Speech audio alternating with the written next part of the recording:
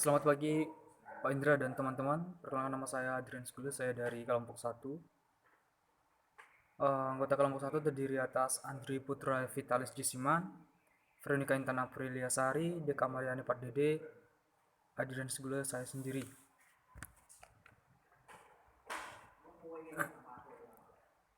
Ada beberapa garis besar yang akan kita bahas selanjutnya. Yang pertama, sejarah bank sentral, fungsi bank sentral, alat atau instrumen kebijaksanaan moneter, Bank Indonesia sebagai bank sentral, tantangan Bank Indonesia sebagai bank sentral, usaha-usaha Bank Indonesia sebagai bank sentral.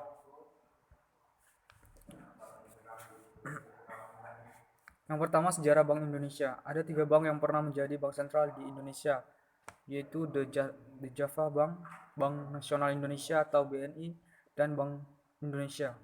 Yang pertama, The Java Bank menjadi sentral bank pertama yang ada di wilayah Indonesia.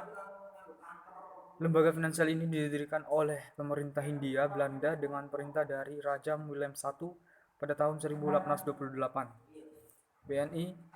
Kedua, BNI. Dalam menjalankan fungsinya, BNI merupakan lembaga yang bertugas mencetak uang Republik Indonesia atau ORI yang dikenal sebagai mata uang pertama milik Indonesia.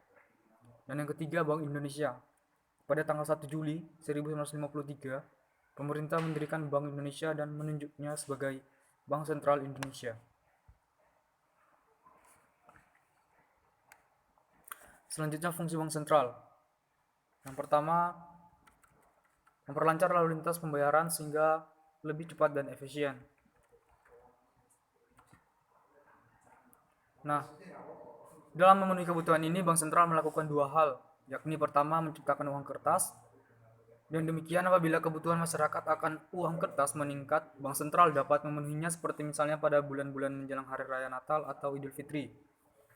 Biasanya keinginan masyarakat akan uang kertas meningkat. Kedua, melakukan clearing antar bank umum, yakni bank sentral mengumpulkan cek yang harus dibayar dan atau harus diterima oleh 3 bank umum. Kemudian berikutnya, yang kedua, sebagai pemegang kas pemerintah. Bank sentral memegang peranan yang penting dalam membantu memperlancar kegiatan keuangan atau penerimaan dan pembayaran pemerintah dengan cara menerima pembayaran pajak, membantu melakukan pembayaran pemerintah misalnya dari pusat kepada pemerintah daerah, membantu penempatan serta pengedaran surat-surat berharga pemerintah. Yang ketiga, mengatur dan mengawasi kegiatan bank-bank umum. Hal ini dapat dilakukan misalnya dengan memeriksa keuangan, membuat peraturan tentang pendirian serta penggabungan dan sebagainya. Yang terakhir, melakukan pengumpulan serta analisa data ekonomi nasional dan internasional. Selanjutnya, alat atau instrumen kebijakan moneter. Oke, yang pertama, politik pasar terbuka, yaitu meliputi tindakan menjual dan membeli surat-surat berharga oleh bank sentral. Yang kedua, politik diskonto, yaitu tindakan untuk merubah-rubah tingkat bunga yang harus dibayar bank umum dalam hal meminjam dana dari bank sentral. Kemudian yang ketiga, margin itu membatasi penggunaan kredit untuk tujuan-tujuan pembelian surat berharga untuk mempengaruhi sikap lembaga moneter dan individu yang bergerak di bidang moneter dengan pidato-pidato gubernur bank sentral atau publikasi-publikasi agar supaya bersikap seperti yang dikehendaki oleh pengusaha moneter. Kemudian yang terakhir, politik perubahan cadangan minimum. Artinya apabila ketentuan cadangan minimum diturunkan, jumlah uang beredar cenderung naik dan sebaliknya kalau dinaikkan jumlah uang akan cenderung turun.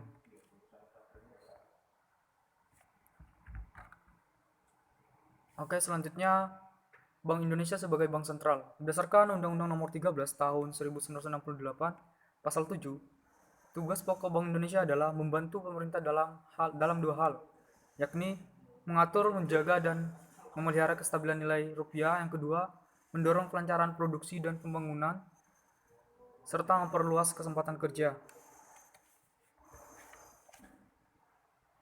Oke, lanjutan dari tugas pokok tersebut yaitu perincian lebih lanjut kedua. Tugas pokok tersebut diatur dalam pasal 26 sampai dengan 40. Yang pertama, pengedaran uang, pasal 26 sampai 28. Nah, Bank Indonesia mempunyai hak tunggal mengeluarkan uang kertas dan logam. Bank Indonesia dapat mencabut kembali uang yang dikeluarkannya serta menariknya dari peredaran. Kemudian perbankan dan prekreditan pasal 29 sampai 33. Nah, dalam bidang perbankan misalnya memperluas, memperlancar dan mengatur lalu lintas pembayaran giral dan menyelenggarakan clearingan terbang. Kemudian untuk dalam bidang perkreditan misalnya menyusun rencana kredit untuk suatu jangka waktu tertentu untuk diajukan kepada pemerintah melalui Dewan Moneter. Kemudian dalam hubungan pemerintahan atau APBN pasal 34 sampai dengan 36 yaitu Bank Indonesia bertindak sebagai pemegang kas pemerintah.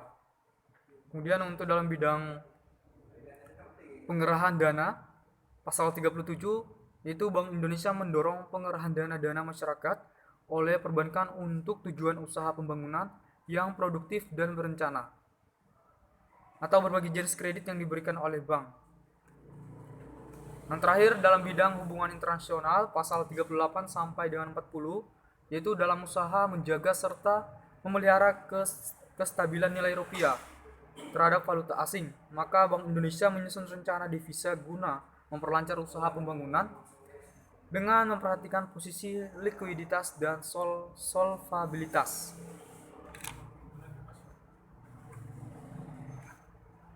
Oke, selanjutnya tantangan Bank Indonesia sebagai bank sentral. Pada era industri 4.0 yang berbasis IT, internet dan digital telah menjadi tantangan bagi bank sentral untuk mengikuti kecepatan perubahan tersebut termasuk Bank Indonesia.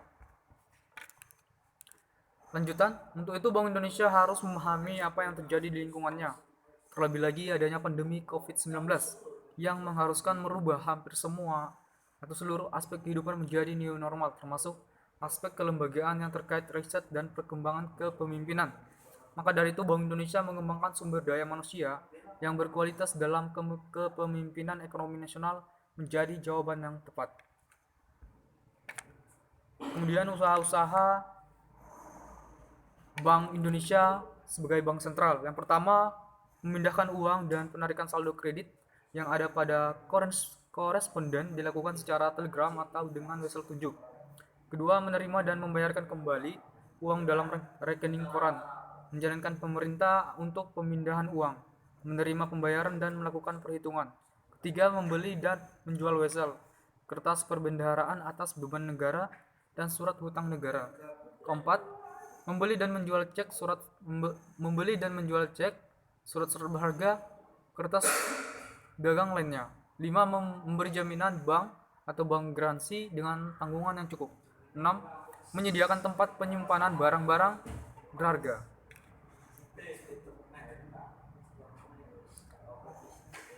Oke teman-teman, untuk daftar pustaka ada Nopirin 1996, itu buku ekonomi moneter, pengarangnya Nopirin. Kemudian ada beberapa referensi, ada 3 referensi lainnya. Oke teman-teman, sekian presentasi dari saya. Terima kasih.